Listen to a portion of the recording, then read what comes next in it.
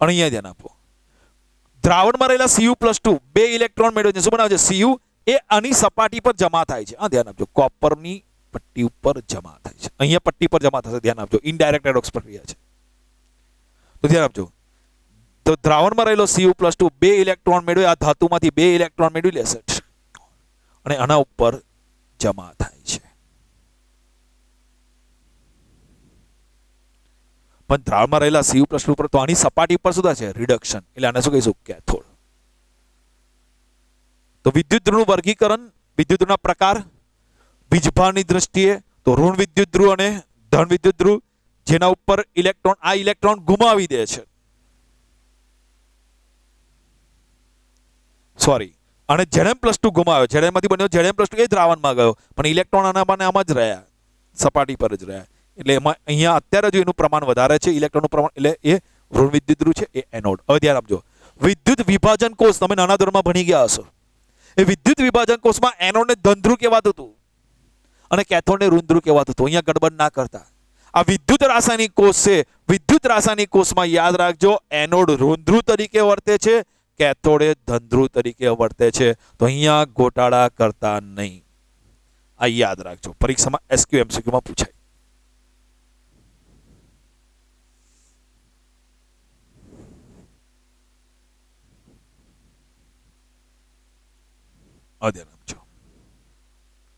હવે આપણે શું કરીએ કે ઇલેક્ટ્રોનનું વહન તો કરવું પડે,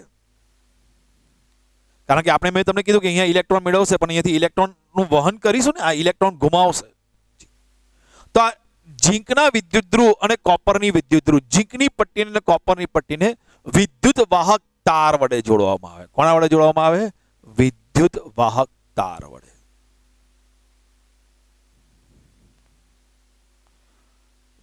જે તારમાંથી વિદ્યુતનું વહન થઈ શકે એવા વિદ્યુત વાહક તાર વડે જોડવામાં આવે. જેવા અને આ તાર વડે જોડો ને, ઝીંક અને કોપરની પટ્ટીને વિદ્યુત વાહક તાર વડે જોડો ને, કે તરત જ રેડોક્સ પ્રક્રિયા સ્ટાર્ટ. એટલે આનું ઓક્સિડેશન અને આનું રિડક્શન. એટલે આમાંથી Znમાંથી શું બન્યું હતું? Zn+2 એ દ્રાવણમાં ગયું અને ઇલેક્ટ્રોન જે સપાટી પર હતો એ ઇલેક્ટ્રોન હવે આમથી આમ આવવા માંડશે. પણ આપણને ખબર કેવી રીતે પડે? આમ અડકવાનું અને કરંટ લાગે એટલે ખબર પડે ઇલેક્ટ્રોન ગયો.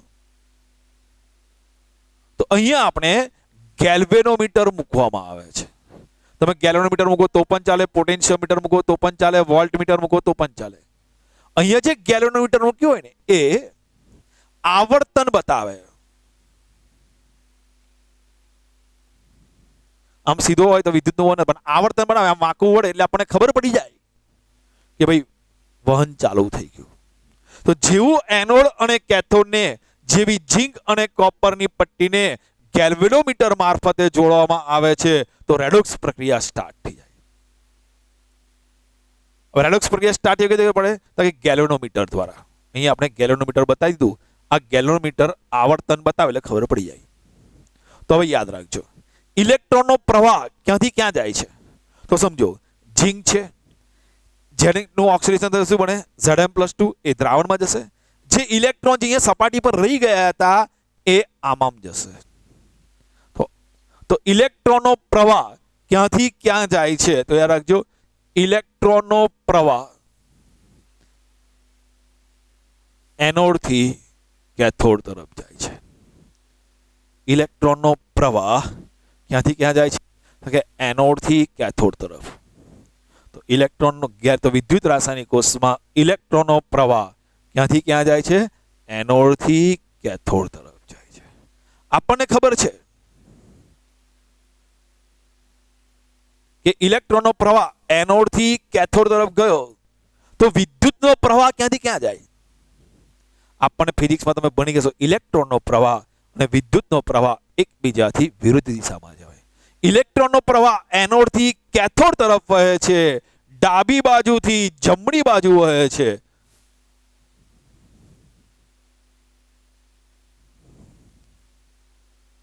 જ્યારે વિદ્યુતનો પ્રવાહ, તો યાર જો ઇલેક્ટ્રોનનો પ્રવાહ અને વિદ્યુતનો પ્રવાહ એકબીજાથી વિરુદ્ધ દિશામાં હોય તો વિદ્યુતનો પ્રવાહ કેથોડથી એનોડ તરફ વહે છે.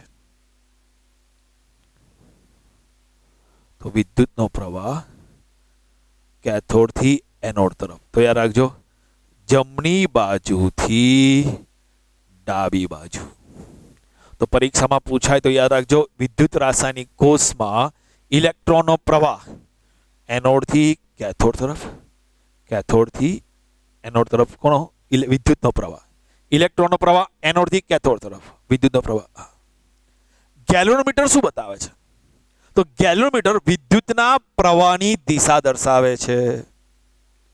પરીક્ષામાં પ્રશ્ન છે, ગેલ્વેનોમીટર શું દર્શાવે? વિદ્યુતના પ્રવાહની દિશા. હવે આવર્તન આમથી મતલબ વિદ્યુતનો પ્રવાહ આમથી આમ જાય છે. જુઓ, આમ બતાવ્યું તો આમથી આમ વિદ્યુતનો પ્રવાહ જાય તો ઇલેક્ટ્રોનનો પ્રવાહ આમથી આમ જશે. તો ગેલ્વેનોમીટર શું દર્શાવે છે? વિદ્યુતના વહનની દિશા બતાવે છે. પ્રશ્ન પૂછાય તો યાદ રાખજો, ગેલ્વેનોમીટર શું દર્શાવે છે? વિદ્યુત પ્રવાહના વહનની દિશા દર્શાવે છે કે વિદ્યુત પ્રવાહનું વહન ક્યાંથી ક્યાં થશે.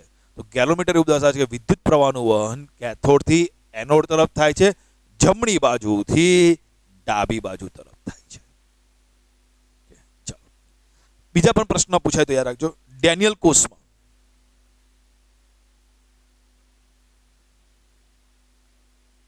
એનોડ તરીકે કોણ વર્તે છે? તો ઝીંક ધાતુ એનોડ તરીકે વર્તે છે. ઝીંક ધાતુનો સળિયો એનોડ. કેથોડ તરીકે કોપર ધાતુ. તો યાદ રાખજો, ડેનિયલ કોષમાં આ ઝીંક ધાતુનો સળિયો જે ડૂબાડ્યો છે એ ઝીંક ધાતુનો સળિયો એનોડ તરીકે વર્તે છે અને જે કોપર ધાતુનો સળિયો જે ડૂબાડ્યો છે એ કેથોડ તરીકે વર્તે છે. પરીક્ષામાં પ્રશ્ન પૂછે કે જો ડેનિયલ કોષમાં એનોડ તરીકે કોણ વર્તે? એ ઝીંક ધાતુનો સળિયો એનોડ તરીકે વર્તે છે, જ્યારે કોપર ધાતુનો સળિયો એ કેથોડ તરીકે વર્તે છે. કોનું ઓક્સિડેશન થાય છે? પ્રશ્ન પૂછાય, ડેનિયલ કોષમાં કોનું ઓક્સિડેશન થાય છે? બીજો પ્રશ્ન પૂછાય, ડેનિયલ કોષમાં કોનું રિડક્શન થાય છે? ડેનિયલ કોષમાં કોનું ઓક્સિડેશન થાય છે અને ડેનિયલ કોષમાં કોનું રિડક્શન થાય? બોલો, કોનું ઓક્સિડેશન થાય? Zn નું ઓક્સિડેશન થઈને Zn+2 બને છે. તો ડેનિયલ કોષમાં Zn નું ઓક્સિડેશન થાય છે. કોનું રિડક્શન થાય છે? તો દ્રાવણમાંના Cu+ નું રિડક્શન થઈને શું બનાવે છે? Cu. તો કોનું રિડક્શન થાય છે? જો દ્રાવણમાંના Cu+2 નું રિડક્શન થાય છે. અહીંયા બધા ગડબડ ગોટાળા મારે છે, લખી નાખે છે Cu નું રિડક્શન થાય છે. તો યાદ રાખજો, ડેનિયલ કોષમાં એનોડ તરીકે ઝીંક, ઓક્સિડેશન પણ ઝીંકનું થાય. કેથોડ તરીકે કોપર ધાતુ વર્તે છે. એટલે કોની સપાટી પર રિડક્શન થાય? Cu ની. પણ રિડક્શન કોનું થાય છે? Cu+2 નું રિડક્શન થાય છે. એનોડ અને કેથોડ કોને કહેવાય? વિદ્યુત ધ્રુવ. એટલે જે ધાતુની પટ્ટીને દ્રાવણમાં ડૂબાડવામાં આવે છે તેને વિદ્યુત ધ્રુવ કહેવામાં આવે છે. હવે ધ્યાન રાખજો, ફરી અહીંયા લખી આપું તમને. વિદ્યુત ધ્રુવ કોને કહેવાય? તો વિદ્યુત રાસાયણિક કોષમાં જે ધાતુ કે અધાતુની પટ્ટીને દ્રાવણમાં ડૂબાડવામાં આવે છે તેને વિદ્યુત ધ્રુવ કહે છે. હવે વિદ્યુત ધ્રુવના બે પ્રકાર, એક એનોડ અને કેથોડ. બીજા લોકો તો ઋણ વિદ્યુત ધ્રુવ અને ધન વિદ્યુત ધ્રુવ. તો વિદ્યુત રાસાયણિક કોષમાં એનોડ એ ઋણ વિદ્યુત ધ્રુવ છે, કેથોડ એ ધન વિદ્યુત ધ્રુવ છે. હવે વિચારો, કયો એવી ધાતુની પટ્ટી કે અધાતુની પટ્ટી છે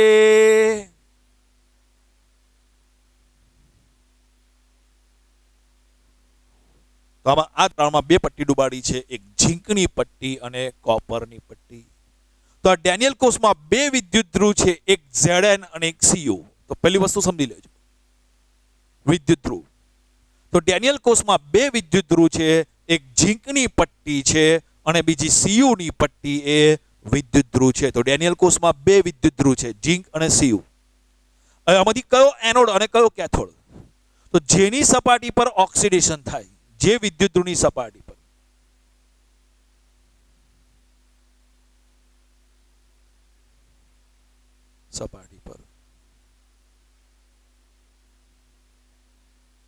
ઓક્સિડેશન થાય, તો જે વિદ્યુત ધ્રુવની સપાટી પર ઓક્સિડેશન થાય તેને એનોડ કહેવાય.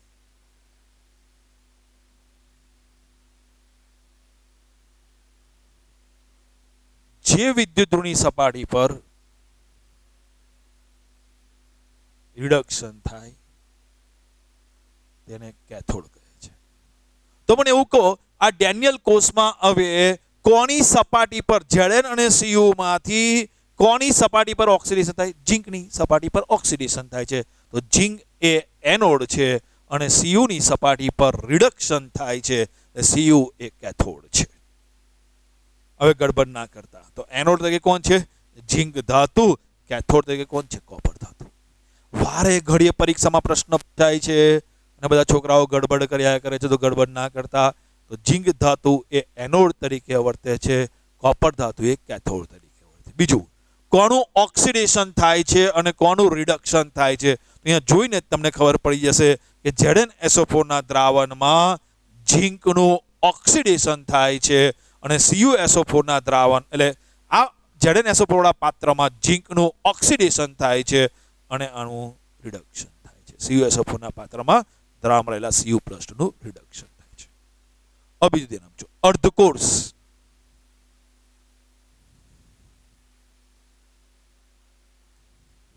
તો વિદ્યુત ધ્રુવ, વિદ્યુત ધ્રુવ અને વિદ્યુત ધ્રુવને જે દ્રાવણમાં ડુબાડવામાં આવે દ્રાવણને સંયુક્તપણે અર્ધકોષ કહેવામાં આવે છે.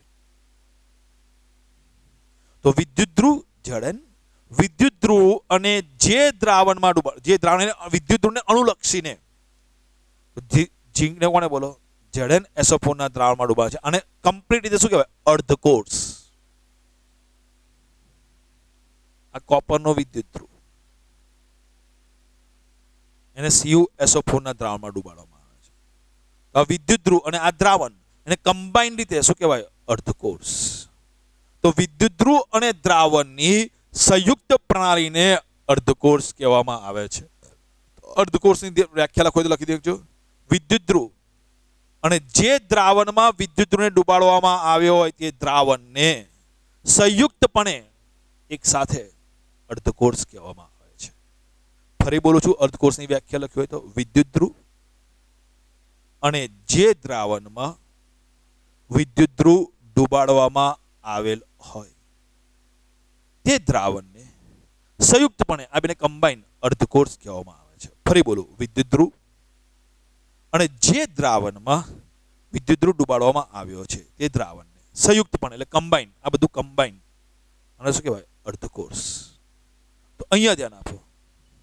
તો અહીંયા ઝીંકની પટ્ટીને ZnSO4 ના દ્રાવણમાં ડૂબાડવામાં આવ્યો છે, તો આને પણ આ ઝીંકની પટ્ટીને ZnSO4 ના દ્રાવણમાં ડૂબાડવામાં આવે છે, તો આને સંયુક્તપણે શું કહેવાય? અર્ધકોષ. અને આમાં એનોડ છે એટલે આને કહેવાય એનોડ અર્ધકોષ. તો વિદ્યુત ધ્રુવ અને જે દ્રાવણમાં તેને ડૂબાડે છે સંયુક્તપણે કહેવામાં આવે છે અર્ધકોષ, એને કહેવામાં આવે છે એનોડ અર્ધકોષ. હવે અહીંયા Cu ની પટ્ટીને આ CuSO4 ના દ્રાવણમાં ડુબાડવામાં આવે છે, તો એને પણ શું કહેવાય? અર્ધકોષ. એને આપણે કહીશું કેથોડ અર્ધકોષ. તો એનોડ અર્ધકોષ, કેથોડ અર્ધકોષ. બીજું યાદ રાખજો, વિદ્યુત રાસાયણિક કોષમાં એક પરંપરા છે કે ડાબી બાજુ હંમેશા એનોડ અર્ધકોષ અને ડાબી બાજુ હંમેશા એનોડ અર્ધકોષ અને જમણી બાજુ હંમેશા કેથોડ. એક પરંપરા છે, વર્ષોથી એક પરંપરા ચાલતી આવી છે કે ડાબી બાજુ હંમેશા એનોડ અર્ધકોષ હોય અને જમણી બાજુ હંમેશા કેથોડ અર્ધકોષ હોય. તો જ્યારે પણ આપણે ડાયાગ્રામ પાડતા હોઈએ ત્યારે ખૂબ કાળજી રાખવાની કે ડાબી બાજુ હંમેશા એનોડ અર્ધકોષ આવે અને જમણી બાજુ હંમેશા કેથોડ અર્ધકોષ આવે. આટલો ખ્યાલ આવી ગયો? હવે આગળ જોઈએ. ચલો, શું એક પાત્રમાં 1 મોલર ZnSO4 નું દ્રાવણ લઈને એમાં ઝીંકની પટ્ટી ડૂબાડી, બીજા પાત્રમાં CuSO4 નું દ્રાવણ લઈ કોપરની પટ્ટી ડૂબાડી. આ બંને પટ્ટીને વિદ્યુત વાહક તાર મારફતે જોડવામાં આવે છે, વચ્ચે ગેલોમીટર રાખવામાં આવે છે. જેવી આ ઝીંક અને કોપરની પટ્ટીને આ વિદ્યુત વાહક તાર વડે જોડવામાં આવે તો રેડોક્સ પ્રક્રિયા સ્ટાર્ટ. હવે રેડોક્સ પ્રક્રિયા સ્ટાર્ટ થઈ જાય તો શું થાય છે ધ્યાન આપજો. થોડાક સમય બાદ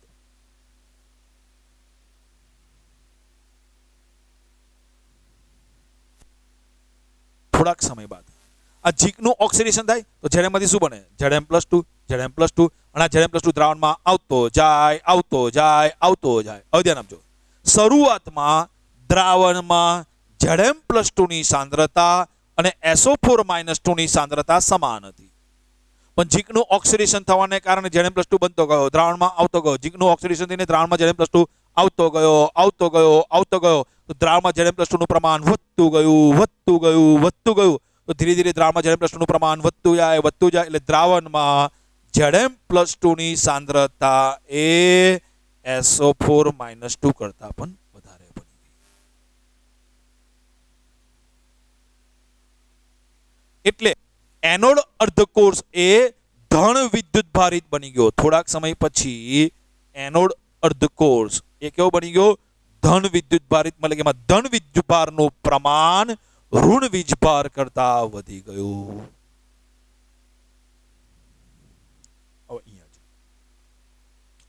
આ CuSO4 ના પાત્રમાં કેથોડ અર્ધકોષમાં જમણી બાજુના પાત્રમાં શું થાય છે? દ્રાવણમાં રહેલા Cu+2 નું રિડક્શન બનાવે છે Cu.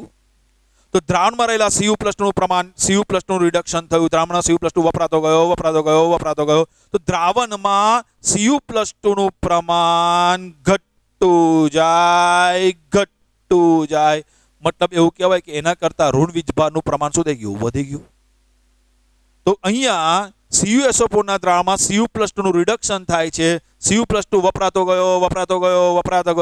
Cu+2 માંથી Cu બનતો ગયો. તો દ્રાવણમાં Cu+2 નું પ્રમાણ ઘટતું ગયું. શરૂઆતના CuSO4 ના દ્રાવણમાં Cu+2 અને SO4- નું પ્રમાણ સરખું હતું. રિડક્શન થવાને કારણે દ્રાવણમાંનો Cu+2 વપરાતો ગયો. એટલે દ્રાવણમાં રહેલા Cu+2 નું પ્રમાણ ઘટી ગયું SO4-2 કરતા. એટલે દ્રાવણ કેવો બની ગયો? ઋણ વિદ્યુત ભારિત. હવે બરાબર સમજો. હવે શું થાય? એમાંથી Zm+2 વધતી ગયું તો દ્રાવણમાં ધન વિદ્યુત ભારિત બની ગયું. અહીંયા ધન વીજભારનું પ્રમાણ શું થઈ ગયું? વધી ગયું. તો અહીંયા દ્રાવણમાં ધન વીજભારનું પ્રમાણ વધી ગયું. તો હવે બરાબર સમજો. જ્યારે આ દ્રાવણમાંથી Zm+2 નીચે દ્રાવણમાં આવે તો ધન વીજભાર વચ્ચે શું હોય? અપાકર્ષણ. તો Zm+2 ને નીચે આવવા દે નહીં, મતલબ ઓક્સિડેશન થાય નહીં. બીજી વસ્તુ સમજો. અહીંયા આગળ SO4-2 નું પ્રમાણ Cu+2 કરતા વધી ગયું.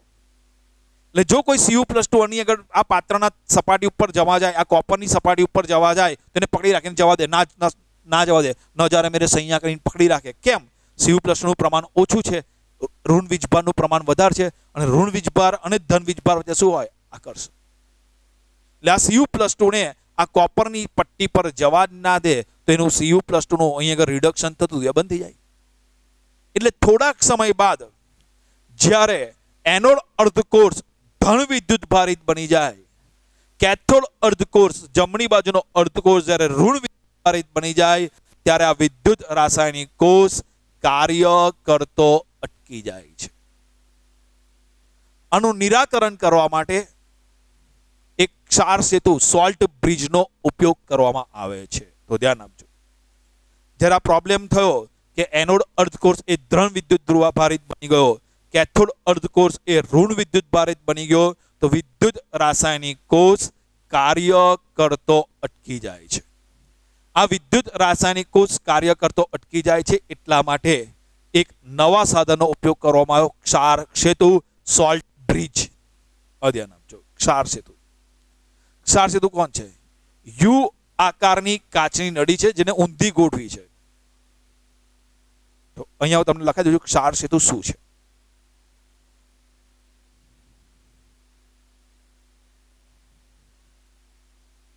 ક્ષાર સેતુને કહેવામાં આવે છે સોલ્ટ બ્રિજ.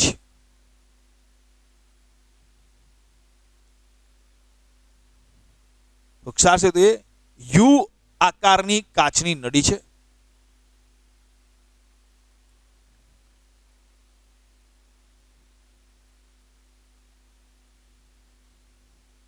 યુ આકારની કાચની નળી છે જેને ઊંધી ગોઠવવામાં આવે છે. તમે જોડે લખી નાખજો ક્ષાર સેતુ કોણ છે? Salt bridge. તો કે યુ આકારની કાચની નળી છે જેમાં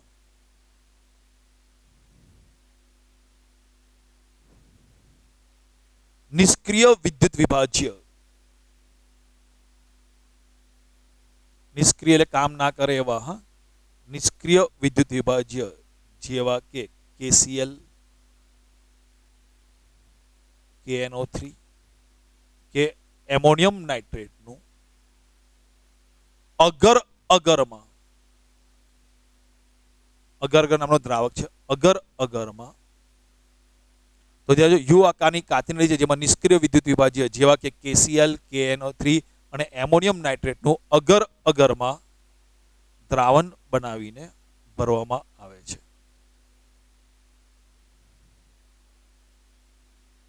તો યુ આકારની કાચની નળી છે જેમાં નિષ્ક્રિય વિદ્યુત વિભાજ્ય જેવા કે KCl, KNO3 કે એમોનિયમ નાઇટ્રેટનું અગર અગરમાં દ્રાવણ બનાવીને ભરવામાં આવે છે.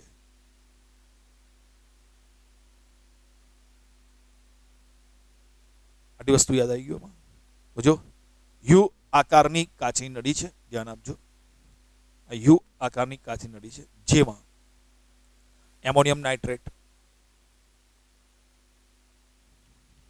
KCl કે KNO3 નું અગર અગરમાં દ્રાવણ બનાવીને ભરવામાં, અગર અગરમાં દ્રાવણ બનાવવામાં આવે ને એટલે આ સેમી સોલિડ બને, એટલે અર્ધ ઘન અથવા બીજું કહેવાય અર્ધ પ્રવાહી, સેમી લિક્વિડ બને. અને અહીં આગળ નીચે રૂનું પૂમડું લગાવેલું હોય. અહીંયા નીચે શું લગાવેલું છે? રૂનું પૂમડું લગાવેલું હોય છે. આટલો ખ્યાલ આવી ગયો? ચાલો, તો ક્ષાર સેતુ વિશે લખતા જજો જોડે જોડે. તો ક્ષાર સેતુમાં યુ આકારની કાચની નળી છે જેમાં નિષ્ક્રિય વિદ્યુત વિભાજ્ય જેવા કે KCl, KNO3, એમોનિયમ નાઇટ્રેટનું અગર અગરમાં દ્રાવણ ભરીને બનાવીને ભરવામાં આવે છે.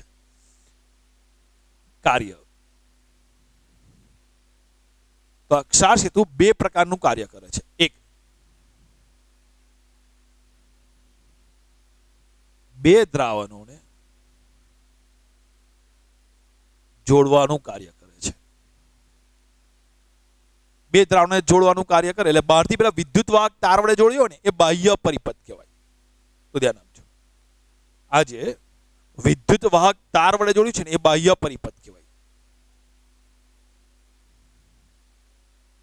જ્યારે આ બે દ્રાવણોને જોડ્યા ને એને આંતરિક પરિપથ કહેવાય. તો બે દ્રાવણોને જોડવાનું કાર્ય કરે છે, અથવા બીજા શબ્દોમાં લખવું હોય તો આંતરિક પરિપથ પૂર્ણ કરે છે.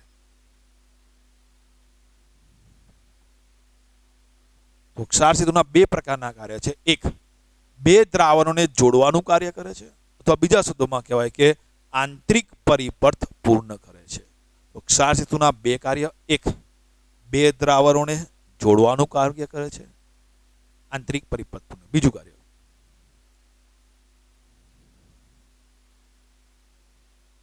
બે દ્રાવણોની વિદ્યુત તટસ્થતા જાળવવાનું કાર્ય કરે છે.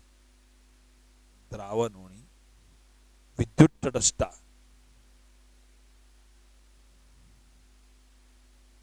જાળવવાનું કાર્ય કરે છે. તો બરાબર ધ્યાન આપજો.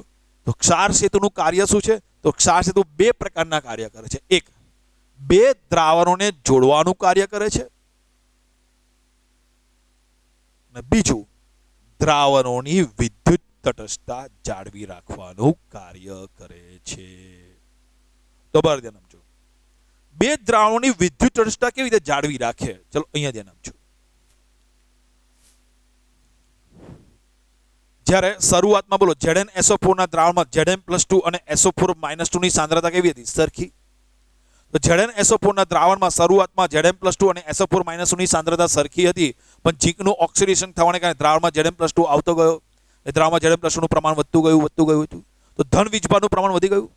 તો દ્રાવણમાં ધન વીજભારનું પ્રમાણ વધી ગયું, તો આ ધન વીજભારને ઓછો કરવા માટે આમાંથી ધ્યાન આપજો NO3 માઇનસ આયન ઋણ વીજભાર NO3 માઇનસ આયન એ ક્ષાર સેતુમાંથી નીચે જવા દે.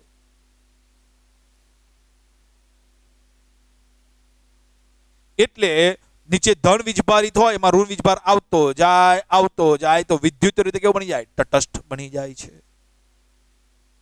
આમાં જો કે વિદ્યુત તટસ્થતા જળવાય તો શરૂઆતમાં 1 મોલર CuSO4 નું દ્રાવણ હતું. તો દ્રાવણમાં Cu+2 અને SO4-2 ની સાંદ્રતા સરખી હતી. પણ દ્રાવણમાં રહેલા Cu+2 બે ઇલેક્ટ્રોન મેળવીને શું બનાવે છે? Cu. તો દ્રાવણમાં રહેલા Cu+2 બે ઇલેક્ટ્રોન મેળવીને Cu બનાવે એટલે દ્રાવણમાં રહેલા Cu+2 નું પ્રમાણ ધીરે ધીરે ઘટતું જાય અને Cu+ નું પ્રમાણ ઘટતું ગયું અને દ્રાવણ કેવું બની જાય છે? ઋણ વિદ્યુત ભારિત.